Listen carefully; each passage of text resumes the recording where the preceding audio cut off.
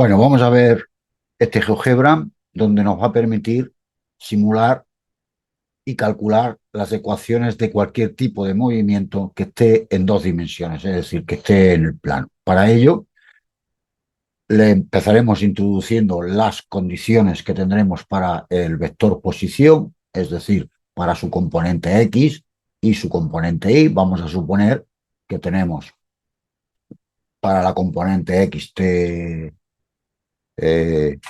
y para la componente y, pues t cuadrado. Bien, para incluir aquí un cuadrado, un cubo, lo que sea, pues aquí abajo a la izquierda tenemos un pequeño teclado donde podemos trabajar con él. Por ejemplo, si quisiéramos poner t cubo, pues simplemente pondríamos t, pulsaríamos aquí y ya tendríamos el exponente.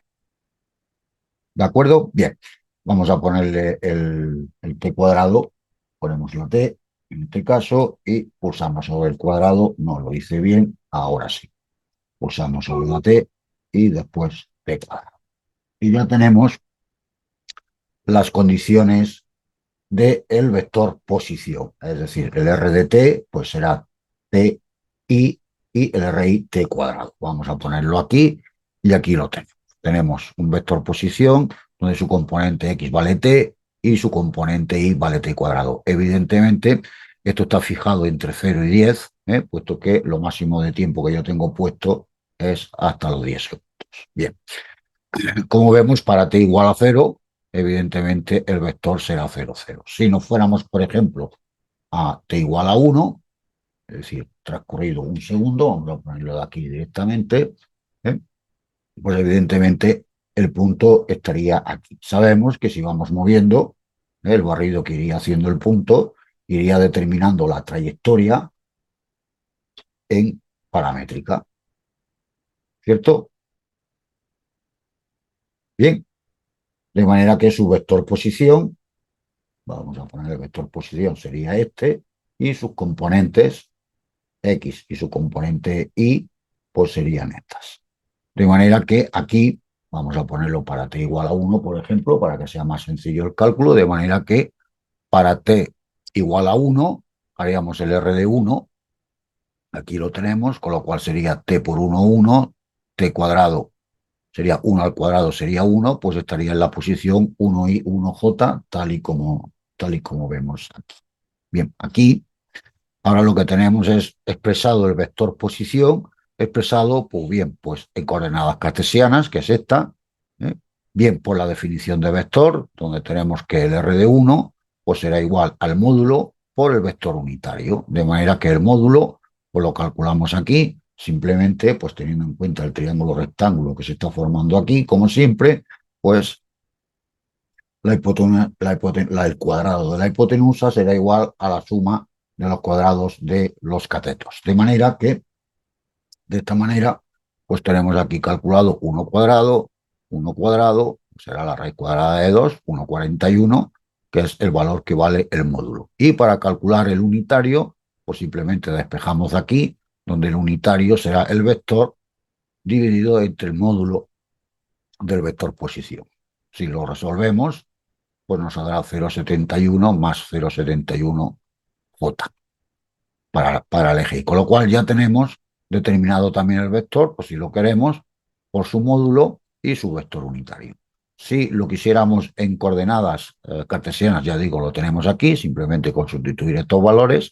Y si lo quisiéramos en coordenadas polares, es decir, identificando el vector o definiendo, mejor dicho, el vector por su módulo y por el ángulo que forma con la parte positiva del eje X, que sería este ángulo de aquí, pues simplemente el módulo ya lo hemos calculado antes y para calcular el ángulo, pues sería muy sencillo porque volvemos a tener en cuenta el triángulo rectángulo y la tangente de este ángulo, pues sería el cateto opuesto, que sería la RI, partido el cateto contiguo, que sería el RX. De manera que si lo hacemos, bueno, pues para calcular el ángulo, pues simplemente sería hacer el arco cuya tangente, en este caso vale la RI partido la RX, lo tenemos, que son 45 grados. De manera que para expresarlo, lo podemos expresar de esta manera. Módulo que ya lo tenemos calculado, por el coseno de 45 y por el seno de 45J. Si os dais cuenta, este valor de aquí también sería el valor unitario, ¿verdad? Si nosotros hacemos el coseno de 45, pues nos dará 0,71 y si hacemos el seno de 45 nos dará 0,71. Con lo cual tenemos expresado el vector posición para las diferentes maneras coordenadas de expresar el vector, con lo cual podríamos calcularlo para cualquiera. Si vamos modificando el tiempo, pues iremos obteniendo para las diferentes posiciones. Por ejemplo, si lo hacemos para t igual a 2 segundos, pues aquí tenemos para t igual a 2 segundos, pues será 2 y 2 cuadrado serían 4, pues lo tendríamos en el 2i 4j, tal y como vemos aquí, su componente x, su componente y. Es decir, es un movimiento que en su coordenada x varía en función de t y su coordenada y en función de t cuadrado. Evidentemente, pues si vamos moviendo, vemos que la RI va aumentando o disminuyendo, dependiendo de que vayamos aumentando o disminuyendo el tiempo en función del tiempo. Bien, una vez que tenemos la posición, pues podemos pasar a la velocidad. Bien, para calcular la velocidad, la primera cosa que tenemos que tener en cuenta es conocer que la velocidad siempre, vamos a quitar las componentes de posición, pues sabemos que la velocidad siempre va a ser tangente a la trayectoria. Se nos ha ido un poco, ahí está. Pues siempre va a ser tangente a la trayectoria. Es decir, si hacemos una línea tangente en el punto P, donde está situado el móvil, pues siempre será, como vemos, pues tangente a la trayectoria. Bien, para calcular esa velocidad, pues simplemente lo que haremos será hacer la variación de la posición con respecto del tiempo y lo que haremos será cogernos y decir, bien, pues hacemos la derivada de t con respecto del tiempo, valdrá 1 y la derivada de t cuadrado vale 2t, con lo cual tendremos las componentes del vector velocidad. De manera que si hacemos para, igual que antes, por ejemplo, para un t igual a 1, vamos a colocarlo aquí para t igual a 1, eso es, pues tendríamos que la velocidad en el eje X valdrá 1, es decir, será una velocidad que en todo momento será constante, será esta velocidad de aquí, y la velocidad para el eje Y, pues será para t igual a 1, pues será 2t, 2 por 1, 2, pues este será el valor de la velocidad. De manera que aquí hacemos exactamente igual que antes. Si quisiéramos calcular cuánto vale su módulo, pues tenemos en cuenta el triángulo rectángulo este, y será el cuadrado de la hipotenusa igual a la suma de los cuadrados de los catetos. El cateto X vale 1 y el cateto Y vale 2, con lo cual será la raíz cuadrada, será 2,24. De manera que ya tendríamos cuánto vale el módulo y de la misma manera calcularíamos el vector unitario y tendríamos ya expresado el vector velocidad en función del módulo y su vector unitario. Que lo queremos tenerlo calculado en coordenadas polares, es decir, teniendo en cuenta el ángulo que forma el vector velocidad con la parte horizontal, con el eje positivo del eje X, pues evidentemente lo que haríamos sería calcular el ángulo, teniendo en cuenta el triángulo rectángulo nuevamente, sería la VI partido de la VX y haciendo su arco tangente, pues nos saldría el ángulo que en todo momento obtiene aquí. De manera que lo podríamos expresarlo como 2,24 por el coseno, en este caso de 63,43, para el eje X y para el eje Y. Aquí también, esta parte de aquí sería el vector unitario. Si hacemos el coseno de 63,43, pues evidentemente pues nos saldría 0,45 y si hacemos el seno, pues nos saldría 0,89. Es decir, esta parte de aquí sigue siendo el vector unitario para el vector velocidad.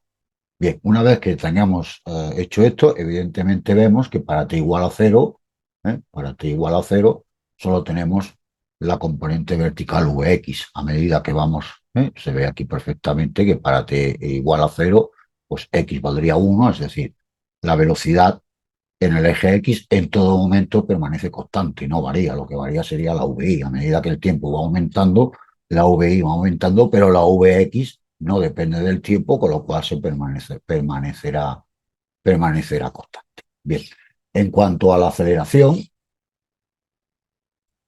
vamos a ver vamos a ver la aceleración.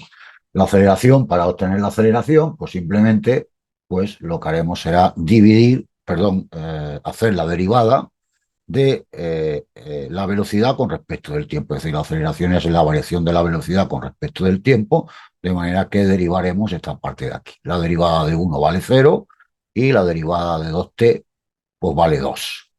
Y lo tenemos aquí. Es decir, tendremos una aceleración que solo tendrá componente i y además es una aceleración constante, es decir, una aceleración que no varía con el tiempo, con lo cual en todo momento, si vamos variando el punto, el tiempo, pues la aceleración va permaneciendo constante, ¿eh? Y la velocidad, evidentemente, tal y como hemos visto antes, esta aquí sería la velocidad y esta aquí serían sus componentes, perdón, los componentes de la velocidad están aquí, pues la Vx permanece constante, sin embargo la Vi pues, va variando en proporción de 2 veces el tiempo. Bien, una vez que tenemos la aceleración, aquí exactamente igual. Podemos calcular cuánto vale su módulo. Aquí tenemos el cálculo del módulo, el cálculo del unitario y el cálculo del ángulo, que bueno, evidentemente pues sería, si cogemos las componentes, vamos a quitar de aquí el vector velocidad y vamos a poner las componentes de la aceleración, pues solo tiene componente y, evidentemente, con lo cual sería 2 partido por 0, puesto que componente x no tiene, pues el arco tangente de 0 pues son 90 grados, que evidentemente es el ángulo que está formando con la parte positiva del eje X. Y aquí exactamente igual, pues ya pondríamos 2 por el coseno de 90, que vale 0, por 2 por el seno de 90, que vale el seno de 90 vale 1, que sería 2. Es decir, tenemos un movimiento en este caso uniformemente acelerado, es decir, con aceleración constante en 2 dimensiones. Y ya tenemos calculado cuánto valdría la posición como consecuencia de la trayectoria, porque recuerda de que esto de aquí, ¿eh? El vector r de t, expresado de esta manera como t i más t cuadrado j, evidentemente representa la trayectoria en paramétrica. ¿De acuerdo? Bien, y lo que nos faltaría por ver sería la parte de las intrínsecas de la aceleración. Recuerda que las componentes intrínsecas de la aceleración vienen como consecuencia de la velocidad es una magnitud vectorial, la aceleración es una magnitud vectorial, y si hacemos la variación de la velocidad con respecto del tiempo, pues evidentemente tendremos que tener en cuenta que la velocidad es una magnitud vectorial que tiene módulo y dirección y sentido. De manera que si hacemos la derivada, pues haríamos la derivada del producto, donde sería la derivada del primero por el segundo sin derivar, más la derivada del segundo por el primero sin derivar. Y si eso lo hacemos, por recordar de que esto de aquí se llama aceleración tangencial, es decir, es la aceleración, ¿no?, proyectando sobre los ejes, que se llaman los ejes intrínsecos, es decir, ponemos la velocidad aquí, pues esta velocidad llevará la dirección de la velocidad, es decir, su componente de esa aceleración tangencial pues llevará el mismo unitario que la velocidad. Vamos a ponerlo, por ejemplo, para t igual a 1, que siempre será muchísimo más fácil de determinar. Vamos a ponerlo aquí, eso es, que vamos a ponerlo para t igual a 1, aquí está. Y si vemos, pues el vector unitario para la aceleración tangencial es la misma que para aquí. Vamos a poner esas intrínsecas de la aceleración, y aquí tendríamos la aceleración tangencial, que está sobre el vector velocidad. Vamos a quitar el vector velocidad para que se vea. Está sobre el vector velocidad, cuyo unitario será el mismo que tenemos aquí. ¿eh? Y la aceleración normal, pues, tiene de módulo v cuadrado partido por el radio de curvatura, y como dirección y sentido, pues siempre será perpendicular, puesto que está en el eje intrínseco, será perpendicular a la velocidad. Bien, pues simplemente calcular ese unitario es relativamente sencillo, porque recordar que para calcular un vector perpendicular a otro, ¿eh? En este caso, pues lo único que tendríamos que hacer es cambiar la componente X por la componente Y, es decir, 0,89 ahora es de componente X, el 0,45 aquí pasaría como coordenada Y, y le cambiamos el signo, con lo cual ya tendríamos, le cambiamos el signo a la componente X, con lo cual nos aseguramos de que este vector de aquí, su unitario es perpendicular a la aceleración normal. De manera que, evidentemente, sobre estos ejes, la aceleración tangencial más la aceleración normal, es decir, estos dos vectores que representan la tangencial y la normal, la suma de estos dos vectores, pues nos dará la aceleración. Y son las componentes intrínsecas. Recuerda también que la aceleración tangencial es como consecuencia de la variación que tiene el módulo con respecto del tiempo. Si esa variación de la velocidad en módulo no se produjese con respecto del tiempo, pues esta aceleración tangencial sería cero.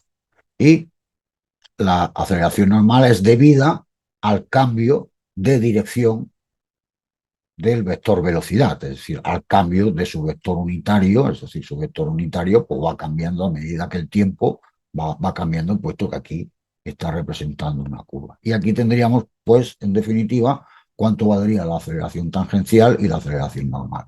Y también podemos tener el radio de curvatura, que vamos a ponerle aquí un poquito una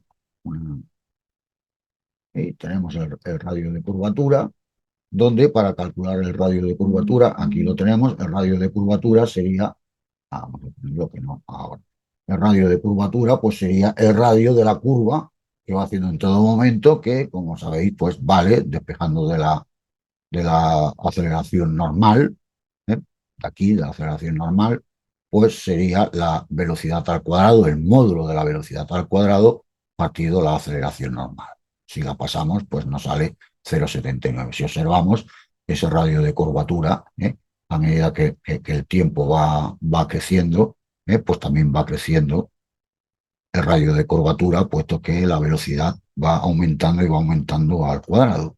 De manera que con este podemos simular cualquier tipo de movimiento en dos dimensiones, simplemente pues conociendo cuál es el vector posición. Podríamos hacerlo también conociendo para diferentes problemas, por ejemplo, si nos dan la velocidad, calcular cuánto vale la posición y cuánto vale la aceleración, o si nos dan la aceleración, en este caso, pues nos dicen que tenemos una aceleración de 2, que es constante, aceleración constante, pues perfectamente lo podríamos hacerlo por integración. Os dejo por aquí también en la descripción del vídeo, y también por aquí arriba, pues os dejo enlaces para diferentes problemas a la hora de calcular esto. Por ejemplo, si tenemos la aceleración, conocemos la aceleración, pues por integración podríamos calcular la velocidad, y por integración podríamos calcular la posición. Evidentemente, debemos de tener pues una serie de condiciones iniciales para poder calcular las constantes de integración, si lo hacemos por integrales indefinidas, o bien si lo hacemos por definidas para acotar los límites de integración. En este caso, pues podría ser un problema donde nos dan la aceleración, que nos podrían decir, oye, tenemos un movimiento que tiene aceleración constante de 2 metros por segundo cuadrado sobre el eje Y, es decir, sobre el eje Y, no tiene componente en el eje X, y calcular la velocidad y la posición, es decir, las ecuaciones de la velocidad y de la posición, para este tipo de movimiento. Bien, pues nos tendrían que dar, como digo, para poder calcular las ecuaciones, nos tendrían que dar algunas ecuaciones iniciales. Por ejemplo, una de las ecuaciones de condiciones iniciales, perdón, pues podría ser que para t igual a 0, pues la posición es 0, 0. Y para la posición para t igual a 0, pues el vector velocidad solo tiene componente x y que vale 1 metro por segundo. Y a partir de ahí, pues podemos hacer la integración y calcular cualquier tipo de movimiento. Como digo, podemos calcular cualquier tipo de movimiento. No sé, por ejemplo, vamos a suponer que tenemos aquí, pues en vez de t a la t, pues vamos a poner t más 4, por poner un ejemplo. Y aquí pues vamos a poner, pues en vez de t cuadrado, pues por ejemplo vamos a poner 2t cuadrado, ¿no? Eh, más, vamos a ponerlo, por ejemplo, más 1. Vale, pues si hacemos el movimiento, pues vemos de que, bueno, pues prácticamente el movimiento, voy a desplazar esto un poco para acá, pues vemos que prácticamente el movimiento es el mismo, solo que ahora, y que se vea el t igual a 0, es el origen de coordenada, bueno, pues vemos que para t igual a 0, pues la posición inicial es 4, correcto, y para t igual a 0, para la componente y, pues la posición es 1, es decir, está aquí. Para t igual a 0, pues está en la posición 4, 4, 1, J. Y todo lo demás es exactamente lo mismo. Es decir, con lo cual, podemos hacer cualquier tipo de movimiento. Por ejemplo, vamos a poner, pues el clásico, pues, ¿qué digo yo? Pues un movimiento armónico simple, por ejemplo. Vamos a poner aquí y vamos a poner, pues 4 que multiplica, y vamos a poner aquí las funciones seno y coseno por el seno de, por ejemplo, 2t, que habíamos dicho, correcto. Y aquí, en el eje Y, pues le vamos a poner 0, para que sea un movimiento armónico. Sí. Y aquí tenemos, si le vamos a dándole, por ejemplo, al play, un poco para acá, y bueno, pues tendremos ese movimiento armónico simple, que llegará hasta 4, volverá, irá hasta -4 a medida que vayamos avanzando. Y exactamente igual, pues tendremos la posición, tendremos la velocidad, tendremos la aceleración. Es decir, podemos, como veis, pues simular cualquier tipo de problema, siempre y cuando sea en el plan. Bien, pues os dejo en la descripción, os dejo el enlace para acceder al applet este de GeoGebra, y vendrá muy bien, bueno, pues primero para comprender los tipos de movimientos, y segundo, pues para simular y ver si cualquier problema que tengáis, ¿no? Pues está bien resuelto o no está bien resuelto.